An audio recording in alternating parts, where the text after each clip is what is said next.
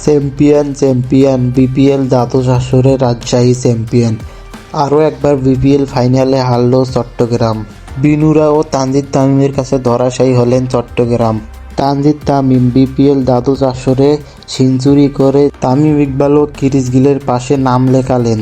Tanzid Tamim BPL ফাইনালে চট্টগ্রামের বিপক্ষে 61 বলে সেঞ্চুরি তুলে নেন, 7টি 6 ও 6টি 4, স্ট্রাইক রেট 161। অন্য পাশে বিনুরা ফার্নান্দো চট্টগ্রামের ব্যাটারদের ওপর একাই তাণ্ডব চালিয়ে যান।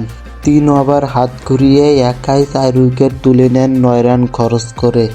এদের ওপর ভর করেই 63 রানে হারান চট্টগ্রামকে। বিপিএল 2026 দ্বাদশ আসরটা চ্যাম্পিয়ন হন মুশফিক, শান্ত, তানজিদ, রিপনদের হাত ধরে।